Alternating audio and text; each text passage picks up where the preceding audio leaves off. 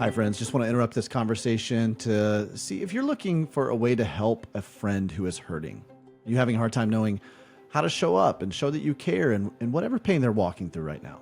Listen, we understand, and we've been there.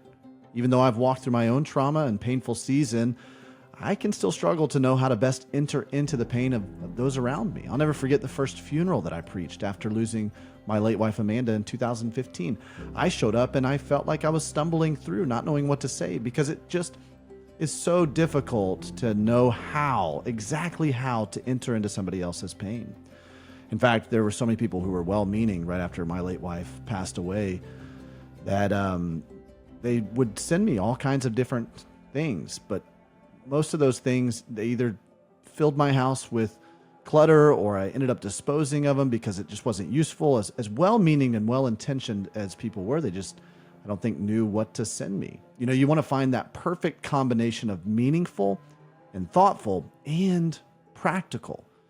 And that's why we've created the Nothing is Wasted Restore Box. Nothing is Wasted Restore Box is just what you've been looking for as you seek to show support and love for a friend, a coworker, or a family member who is hurting.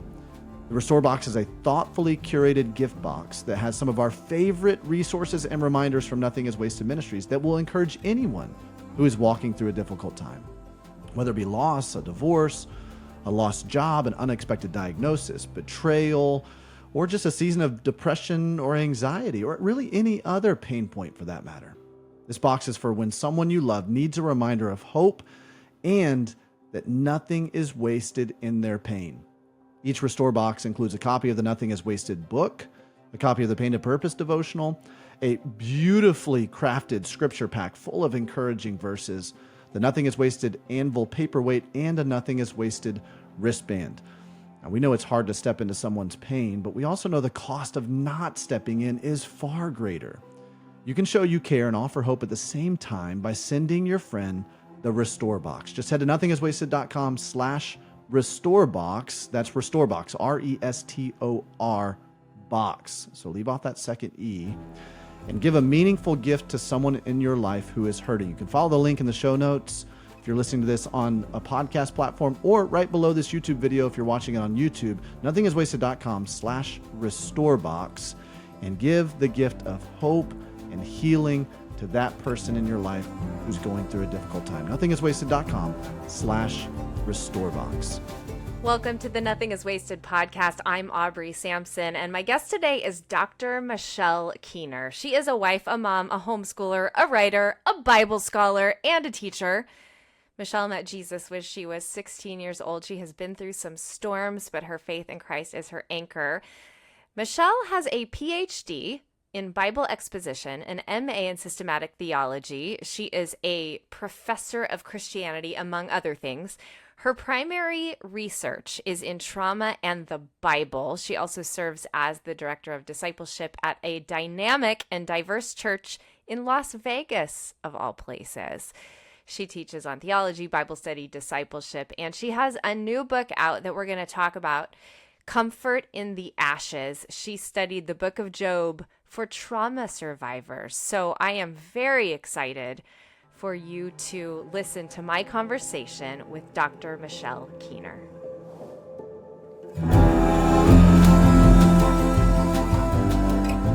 Dr. Michelle Keener, welcome to the Nothing is Wasted podcast. I am so glad that you're here with us today. I am very happy to be here. Thank you so much for having me. Before we dive into your story and your work, would you mind sharing just a little bit about yourself for our listeners who may not be familiar with you yet? Sure. So I am an adjunct professor of Christianity at Houston Christian University.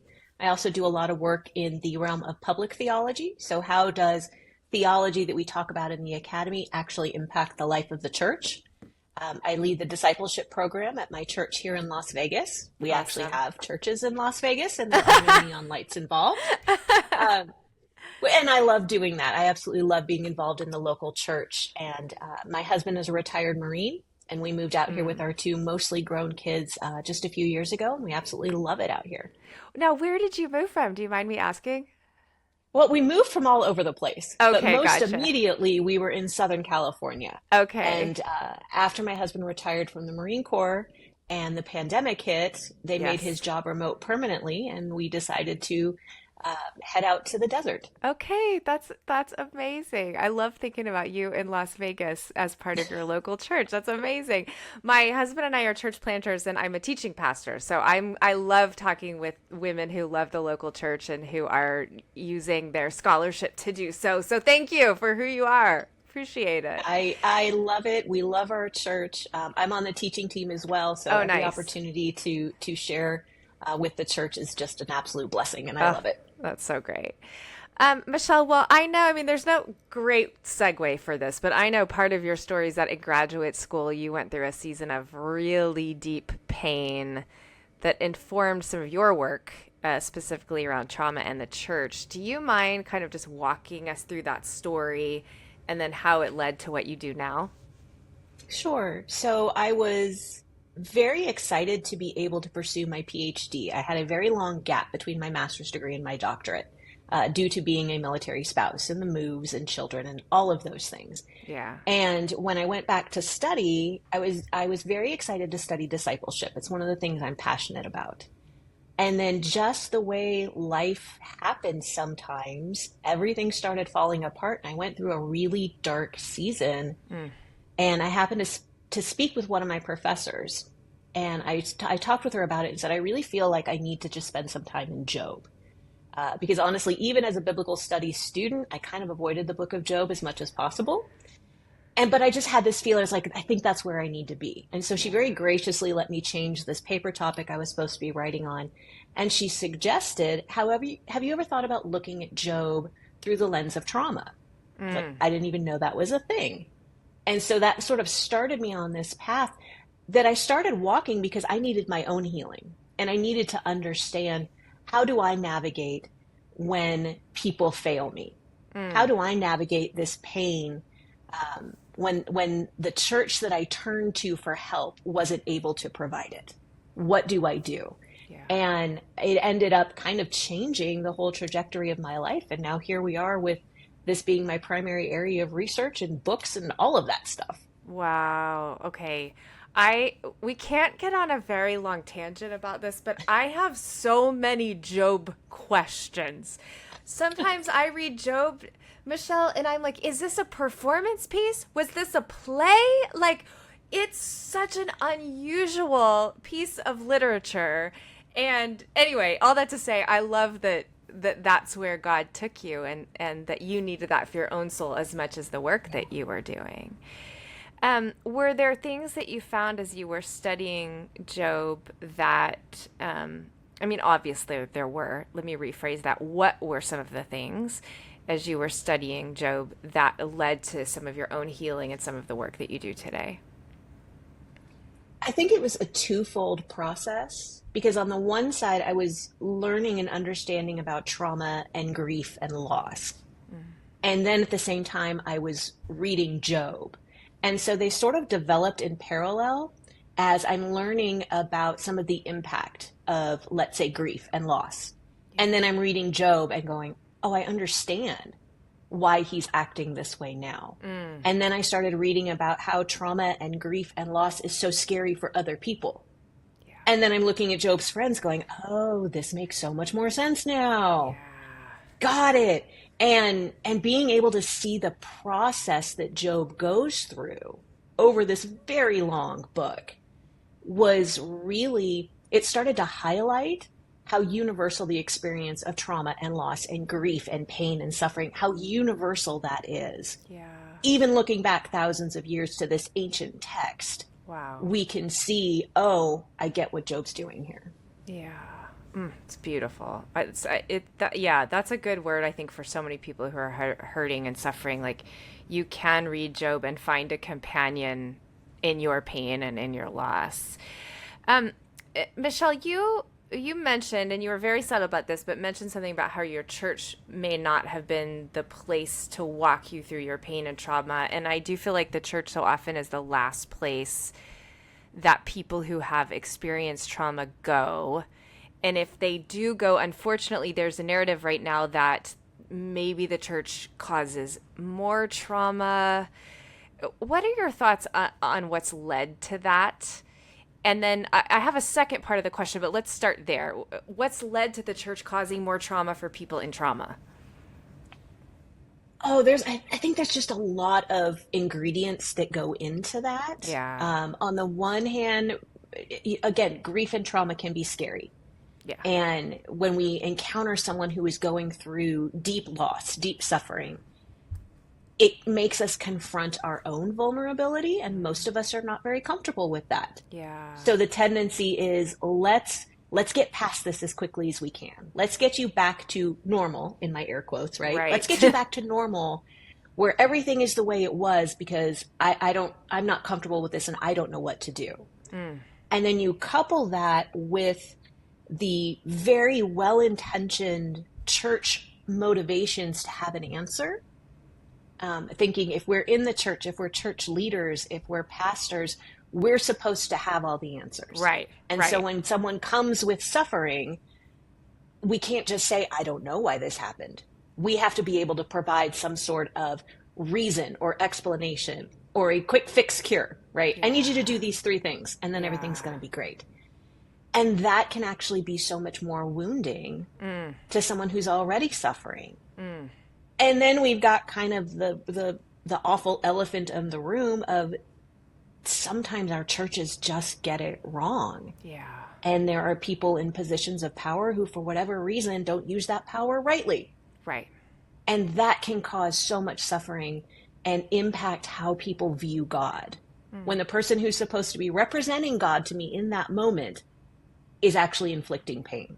Yeah. What does that do to my faith? Yeah. So very broad answer, but those are just some of those. Very layered and obviously very personal for a lot of people. I know a lot of your work, especially in your book, Comfort in the Ashes, Explorations in the Book of Job to Support Trauma Survivors. You talk some about the church and church leaders. So how can we, I'm a church leader, not all of our listeners are, but how can we as church folk begin to kind of turn that tide and be a refuge that we're supposed to be rather than this body that causes more trauma? And I understand I've just asked you a very large question, but what did you discover in your research about that?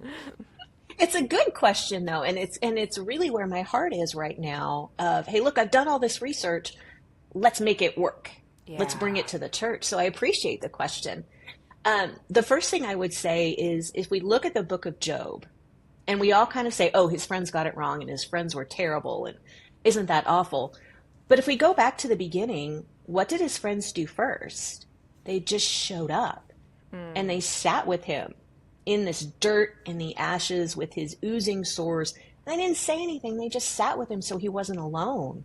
Yeah. What a beautiful first step to just sit with someone in their pain, to not give an answer, to not try to explain it or fix it, to say, I'm just going to be with you so you're not alone in it. Wow. Yeah, that's amazing. And then they start talking and things, kind of go south. And so then if we look at it that way, what were Job's friends trying to do? Well, they were trying to theologize his problem. They were trying to look very smart, and they were trying to give Job a list of things to do to make the situation better, when that's really not what Job needed. Because if we look at the end, what did Job need? Job needed to just be in the presence of God. He just needed God to show up for him.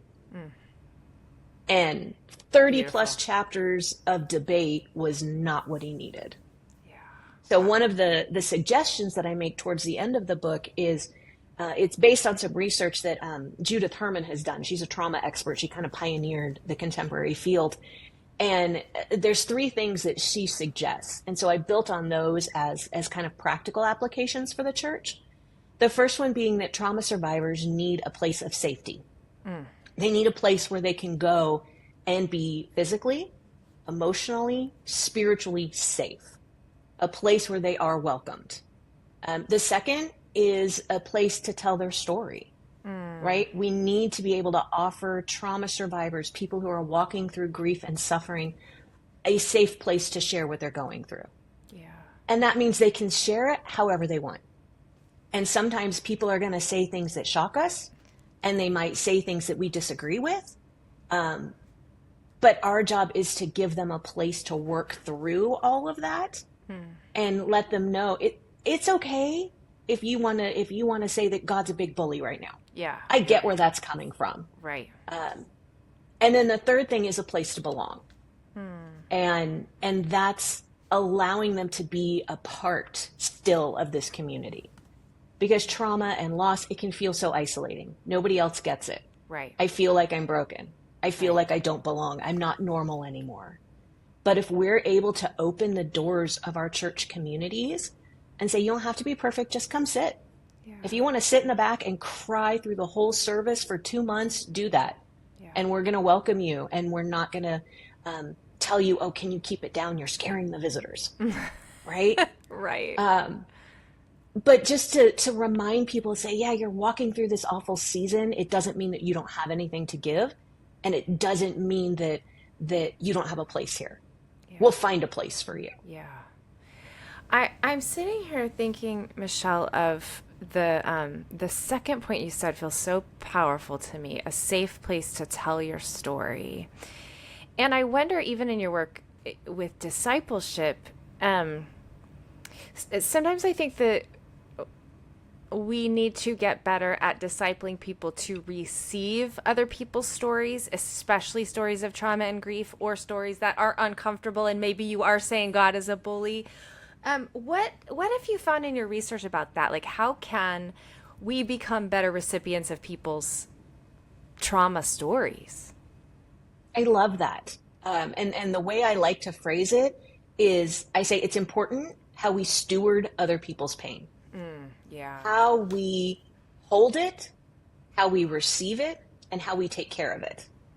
And an example would be if someone was to come to you with whatever suffering they're walking through, and they want to share it, how we steward that, meaning on the first side, how we keep it safe and confidential. Not, oh, you know what, I'm going to go tell Susie because it's a prayer request. Right. No, maybe not.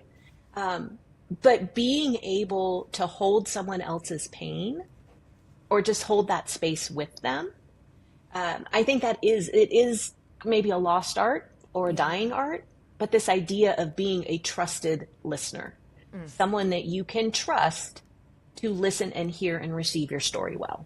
Yeah, that's good. With kind of following along with that question, Michelle, what are kind of the do's and don't do's? Let's say I am someone that, I am stewarding someone's pain story. Perhaps I'm a church leader, which I am in real life, or I'm just a Christian leader of some kind. What are like the do's and don'ts that I need to be aware of as I'm stewarding their story? Whew, big question. I would say the first do goes back to, we were talking about being able to create a safe space for them. Yeah. Which means listening without an agenda and listening without judgment. That's good. Because, we can listen, but if we're listening to respond rather than listening to receive, the idea is, oh, I'm just waiting for a pause and then I'm going to jump in and explain, this is everything you're supposed to do. And we try to kind of take over the experience, or we try to label the experience for them. Yeah. Oh, this really wasn't so bad. Or it could have been worse. Or, gosh, you're so lucky. Oh my goodness, that can be so painful to hear, right? Yes. So that would be kind of a do and a don't. They kind of overlap there, I suppose. So another one would be, again, being that trusted person. And it is a burden sometimes to receive someone's story and not carry it to someone else. Yeah. Right? And to resist that impulse of, oh, I want to share what I know. Right. Or I just need to talk about this with somebody else. Because the truth is, if it's not our story to share, we can't share it. Right. Hey friends, I'm so grateful that you are listening to this podcast and that you're connected to Nothing is Wasted Ministries. But have you ever wondered the story behind Nothing is Wasted? I mean, why do we call it Nothing is Wasted? What does that mean? Where does that come from? Well, in 2015, I lost my wife, Amanda, and our unborn child in a home invasion. My life was completely changed from that moment on. And it was out of Amanda's life and legacy and my own journey towards healing that Nothing is Wasted as a ministry came to be. There is so much more to the story and so many ebbs and flows of grief, ups and downs in the trial and the legal proceedings that followed for the men who murdered Amanda, and glimpses of grace and redemption through all of it. And I want you to get a glimpse into that. I would love for you to learn the entire story, the story that really started it all. It's Amanda's story. It's my story. And listen, it's your story, because in your story, you're going to see that as you read this, we're all a part of a bigger story. And that story reminds us that nothing is wasted. So I'd love to encourage you to get a copy of the book, Nothing is Wasted, that tells you the full story at your favorite bookseller, whether it's Amazon, Barnes & Noble, Books A Million, doesn't matter. Or you can go to nothingiswastedbook.com and you can order your copy today. Again, nothingiswastedbook.com, and pick up your copy of Nothing is Wasted, the book. And then another I think would go back to just being willing to just be a listener first, and to be humble enough to say, I don't know. I don't know why this happened to you. I don't know why your child died. I don't know why you got this diagnosis. Yeah. I do know that God is real and God loves you. And at the same time, I don't know why this is happening. Yeah. There is so much power, I think, in that permission for leaders or guides or pastors to just say, I don't know. I don't know. You're exactly right. And I know we're going back to something you said before, but so often that pressure to feel like you need to have the answers in order to sort of solve or balance the scales of somebody's grief and loss and suffering. But instead just to go, I just really don't know. There is something very powerful about that, creating that safe space for other people and even for yourself. That's honest for yourself. I don't know. But like you said, I know God is good and God is near to you somehow in this. Michelle, I'm thinking of that person listening who might be saying, well, yeah, I went to my church and they were a safe space, or they said they were, but it actually caused more trauma.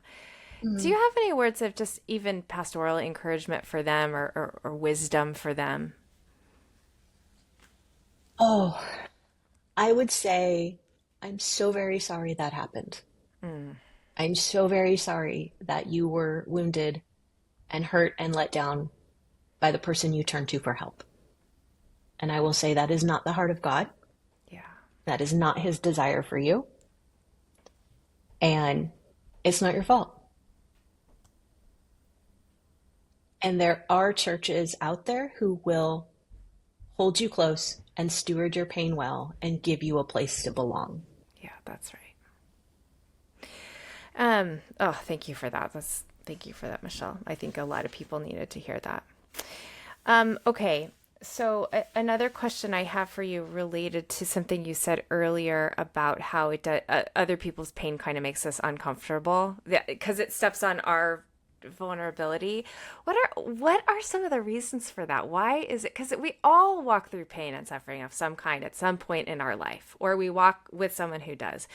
Why does it make us so awkward and uncomfortable so that we don't know how to steward someone's story well? Yeah. Well, the world is a big, scary place, right? Yeah. There's bad stuff that happens randomly. Yes. And we can't always be prepared for it.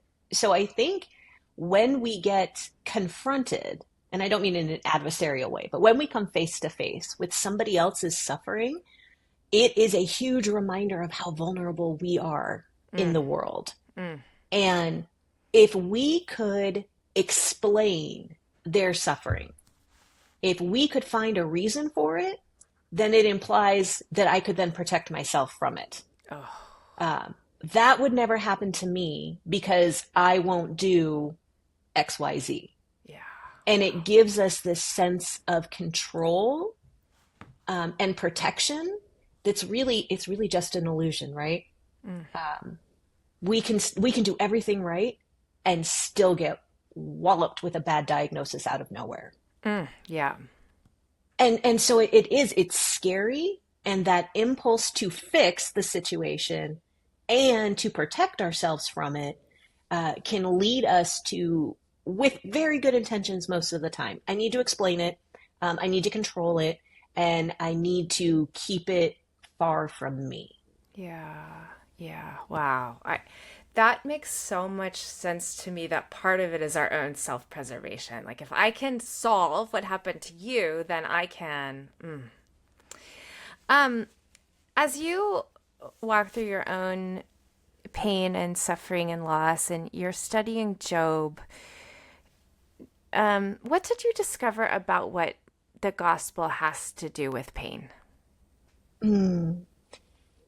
I think one of the most beautiful moments for me in this whole process was coming to the end of the book of Job and realizing that God shows up, which I knew, right? I'd read the book before. God shows up, but God doesn't give Job any answers. Yeah. He doesn't tell him, hey, there was this council meeting up in the heavenlies and this is why we did this. He doesn't say any of that. He doesn't even address it. But he meets Job there and he refocuses Job's eyes on him. I am God. Let me show you what I've done.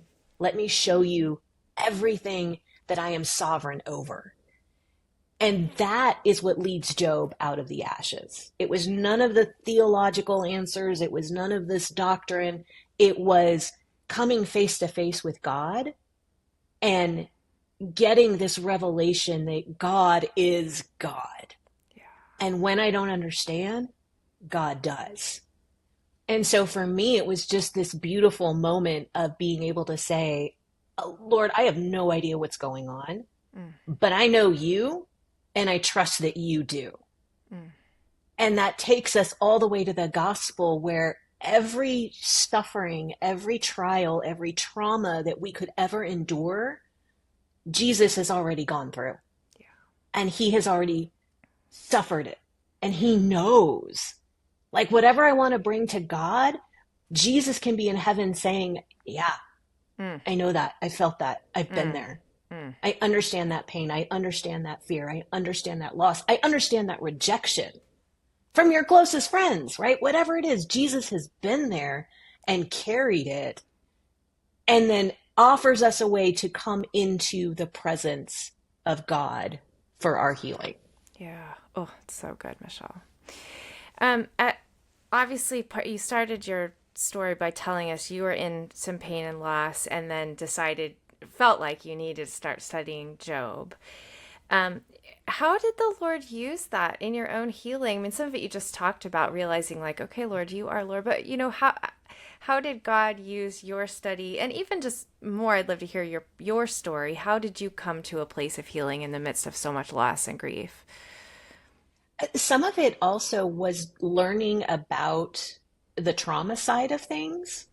It wasn't anything I was familiar with. I didn't really know much about it until I started studying. And it was such a comforting feeling for me to go, oh, I'm not actually crazy. Like this is a very logical reaction of my body and my brain. Like these feelings that I'm having, these thoughts that I'm having, this anxiety that I'm feeling, this is all very logical. This all makes sense in kind of the neurology of trauma. And so it was very normalizing and it made me feel like, oh, I'm not cuckoo. I'm not losing it. Yeah. It's okay that I'm experiencing these things. And it gave me some language and some tools.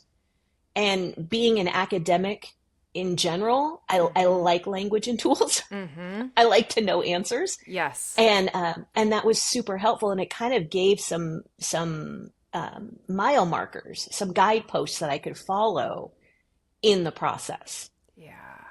When you think about, Michelle kind of in those days working through all of that versus Michelle now, how do you feel like you've been changed through grief and through healing and through study and all of that?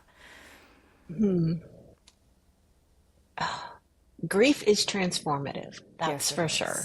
Yeah. I feel like it has made me, no one's ever asked me this question before. It's a good one.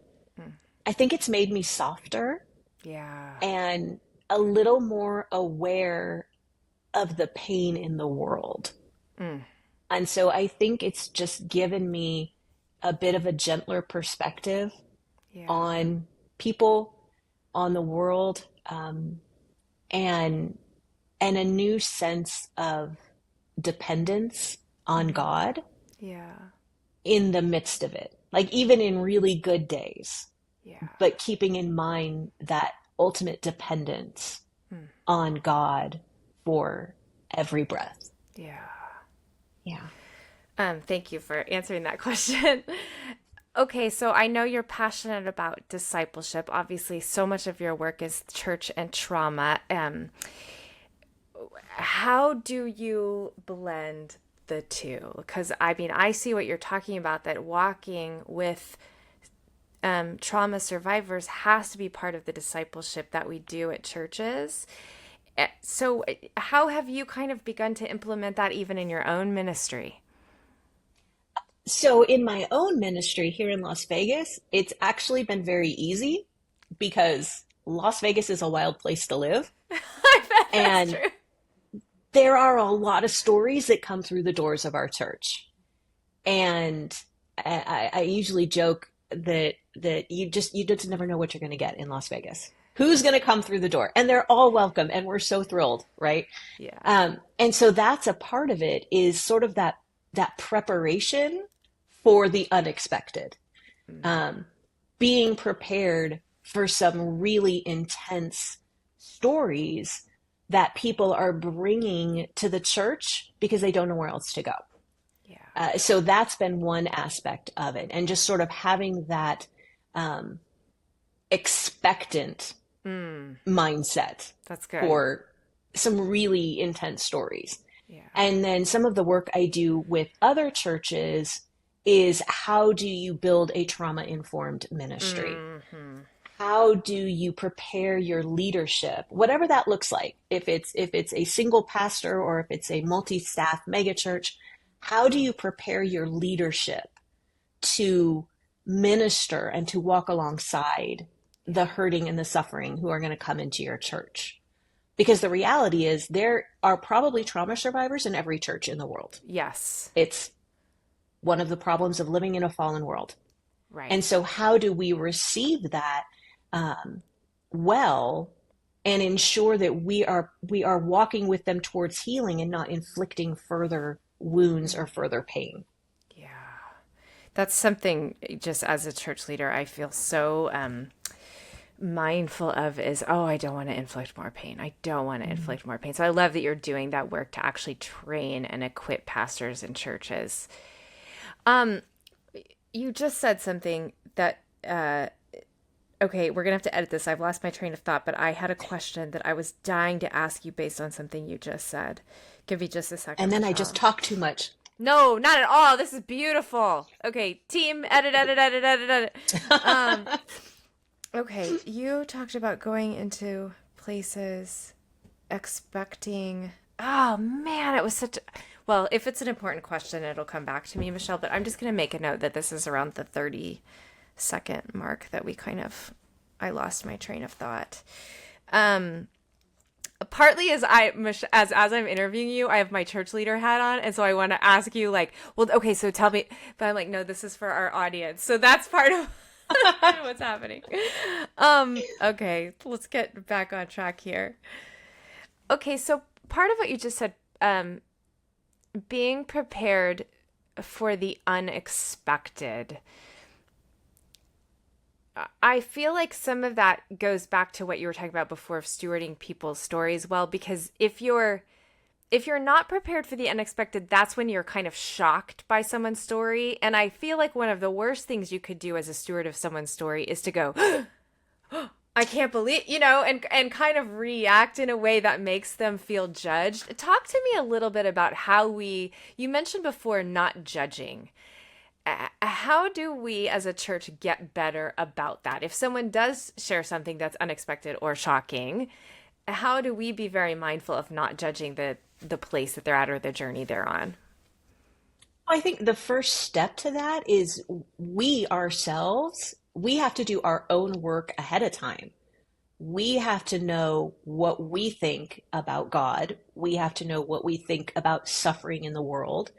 We have to know our own beliefs well in advance, right? Before someone actually shows up and shares something utterly horrific that is completely outside of our normal frame of reference, we have to be prepared for, what do I think about suffering, right? What do I know to be true of God, even in the worst circumstances?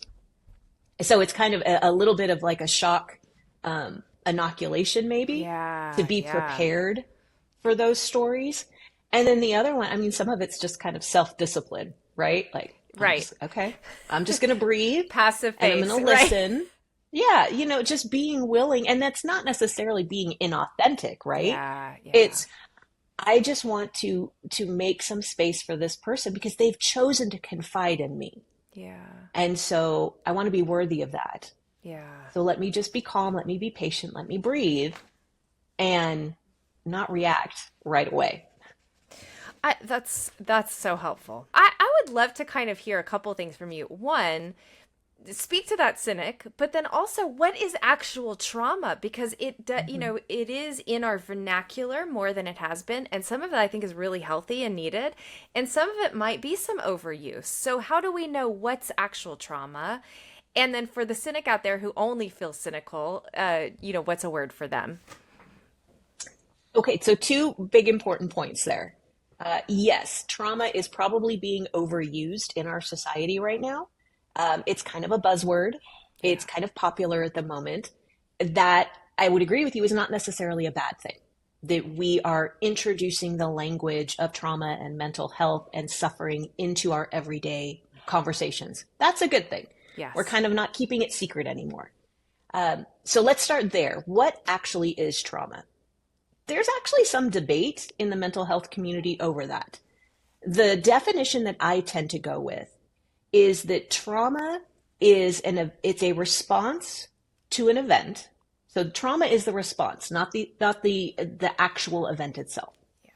And so this trauma response, it's a response that overwhelms our ordinary coping capacity. So it is something that is beyond our normal ability to cope with a stressful situation. So stepping on a Lego, it hurts like the dickens. It's not trauma. Yeah. Because we know how to deal with pain and we know how to hop around on our bare feet and pick the Lego out of our toe. We know how to do that. Trauma is something that is so overwhelming that our brain literally kind of goes, I don't know what to do with this. Like, I don't know what this is. Yeah. And one of the metaphors that I use for it is, if we imagine our brain as a filing cabinet where all of our experiences get sort of labeled and cataloged, and they get put in the filing cabinet so that we can choose to go back to them. If I want to go back to my first day of kindergarten and think about that memory, if I want to go back and think about my wedding day. And so all of these ordinary experiences get filed. Trauma doesn't have a file. It's something that is so out of the ordinary that it has no place to go. Wow. And so our brain kind of leaves it on our desk like a to-do list. And because it's always open, that's why we keep going back to it. It's why we can't just, let it go, just get over it. Well, I can't, because it's sitting right there on my desk. Yeah. And I see it all the time. And if we start looking at it that way, we can have a lot more patience for, hey, why do you want to talk about this again? Why are you still on this thing, right? Well, because my brain hasn't filed it away. I don't know what to do with it. So I would say that yes, on the one hand, we are probably overusing words like trauma, triggered, traumatized. Absolutely. At the same time, it's a really important conversation to have. Yeah. So to the cynic, I would acknowledge, yes, there's some overuse here. And yes, there's probably some over dramatization at times. That does not outweigh the good of the conversations that we are allowing to take place now. That's right. And I'll add one more quick thing. Sorry. No, I love it. So Judith Herman, who I referenced early, she kind of traced the history of trauma research. And she notes that it's something that ebbs and flows. Like there will be a lot of attention being paid to trauma, usually when something in society is calling for it. And then it will eventually fall by the wayside and it will kind of go back into the shadows. So we saw it when Freud started it, and he started to make connections between trauma and sexual abuse, and his society was like, we're not going to have that conversation. Can't talk about that. And it kind of, right. And it kind of disappeared. And then we saw it come back with World War I, World War II, and we started this conversation about the returning soldiers. And then it kind of dipped, and then we have Vietnam. Yeah. And so you see these ebbs and flows in trauma research, and the world we're living in now, and this post-pandemic world, it's not really a surprise that we're starting to see the importance of talking about trauma and how people are responding to some really horrible events in their lives. I'm blown away by that filing cabinet metaphor. I think that that makes so much sense. Thank you for that. And I'm sitting here thinking of our listeners who are wondering, oh, maybe this is trauma. Maybe what I'm experiencing is trauma. I don't want to, I'm not trying to ask you to be totally prescriptive here, but what are some things to pay attention to in our bodies, in our minds, where you might go, what I'm experiencing is a trauma response right now? Yeah, that's a great question. And it's going to be a very broad sort of overgeneralized answer, because we're all unique individuals and people are going to process things differently. But you might see things like a lingering sense of anxiety, right? That's just sort of simmering. A sense of hypervigilance. So constantly being on edge, constantly looking for the next danger, the next attack, or expecting something bad to happen. Flashbacks, nightmares, when the brain is going back to that open item on the to-do list, because it's going back trying, can I figure it out now? And so those intrusive memories that we're not choosing to call up, they just pop up out of nowhere. Yeah. And then we can look at, there's other physical symptoms like, is your eating changing? Is your sleeping changing? Have your not normal, but your ordinary social interactions, are those changing? What are differences that you're seeing now that you can trace to this started happening after whatever this event was? Yeah, it's good. It's good, Michelle. What is at stake if the church doesn't begin to do better at this, walking with trauma survivors? Oh, goodness. Well, kind of in the immediate, we're at risk of losing more and more people. Yeah. Because if people are coming to church and they're being wounded and they're not safe, they're not going to keep coming. Yeah. And so kind of on that immediate, we're looking at the possible decline of a local church context. Yeah. But more importantly, we all have to stand before God and answer for how we shepherded his people. Oh, yeah. So that to me seems to be one of the overlooked dangers. Yeah. Because it's very easy to get focused on the here and now, right? I'm not going to talk about trauma from the pulpit. I'm not going to talk about abuse because I don't want to scare people, or I have to protect my reputation, or heaven forbid, I have to protect my platform. I'll just leave that there. But we lose sight of the fact that this is a call from God to shepherd, care for, nurture, protect, and lead his people. Yeah. And if we are contributing to their pain when we have an opportunity to alleviate that pain, that's going to be a real uncomfortable conversation with God. Wow. Wow, Michelle. I like you. I like you a lot. You mentioned a platform. I'm just going to leave it right there.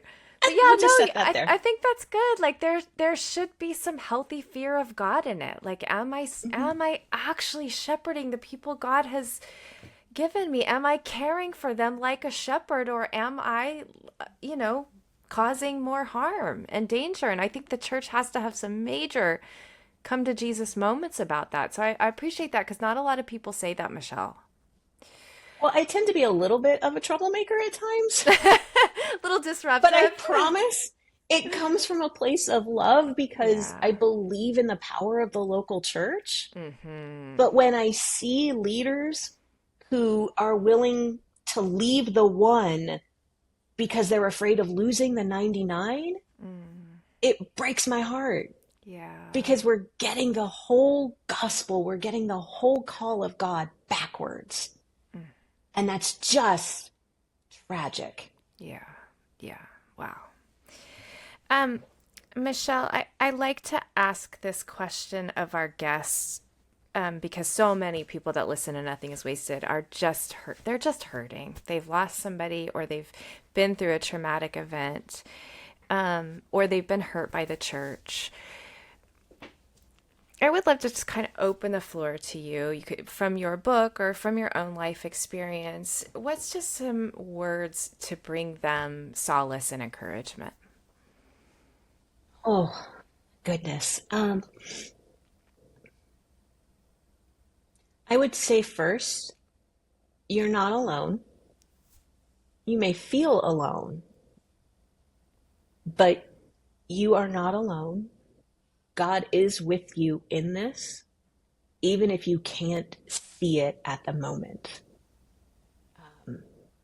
The reason God showed up for Job was because he had been listening and watching the whole time. So none of this has escaped God's notice. God sees and God knows. Yeah. And then I would say we are created as relational human beings. So go find someone. Go find someone that can hold your hand and sit with you and walk with you. Someone you can trust. It might be in the church, might not be.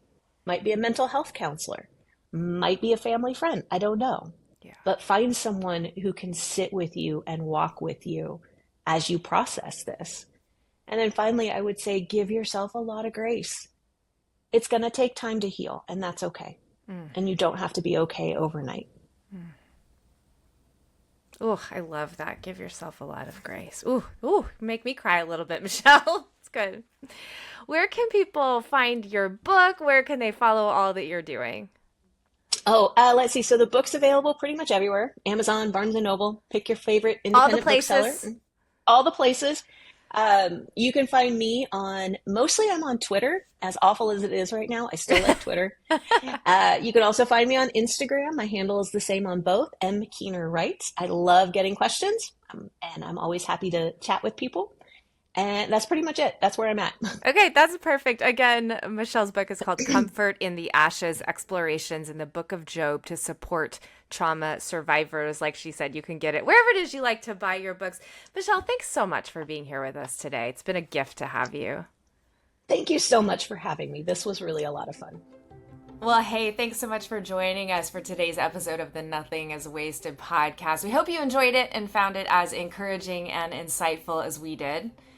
Be sure to subscribe to the podcast on Apple Podcasts or Spotify or whatever it is you like to listen. We would love for you to rate and review as well. Your feedback actually helps us connect with listeners who need hope and healing, listeners just like you. And so we'd love to invite you to do that. You can also subscribe to our YouTube channel. You can follow the show notes for that, or you can just go on the YouTube app and search for us. We also love connecting with you on social media. We love engaging with you there and hearing your stories of how God is using these stories to encourage you. So you can follow the ministry at Nothing is Wasted Ministries. You can follow me at AubSamp, and you can follow Davey at Davey Blackburn. Send us messages. We want to hear from you.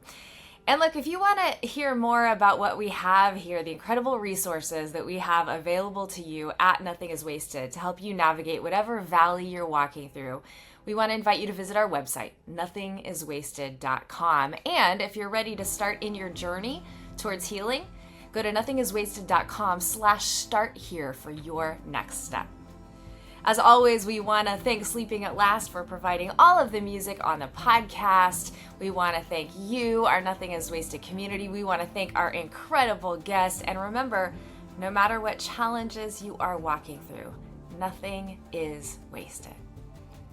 Hey, thanks again for being here. We want to invite you to join us next time for an incredible conversation here on the Nothing is Wasted podcast. But before you go, check out a short clip from our next episode. Thanks for joining us, friends. So that's there. So what I'm, if I was to say something to a family, yes, your immediate sort of like internal, local, like your heart, your family. Why are you adopting? Are you prepared? All of these different things. But then also outward into the community. If I am your adoptee, let's roll the tape forward 3 years from now. And what's my experience going to be like when I walk into the doors of your small group or your church or your Bible study? How am I going to feel? What's the environment like? What's the ideology of the folks around us? We're not trying to like get divisive or anything like that, but I'm just saying like in the perspective of like your adoptee and you as a family, when you're in the throes of parenting, can you call up a brother or sister in Christ and be like, yo, I need to talk, and not have them say, what do you mean? Just pray more. No, but have them say, come on over, or let me cook some food, bring it over to you right now. Let me sit with the kids. You go out. Or you go take a nap, like just the last thing we want is for a church to pressure their congregants to adopt, but then just leave them hanging afterwards and almost criticize them for not being good parents. And that, unfortunately, that's been some of the testimonies of the parents that I've worked with that brought them to my clinic in the first place.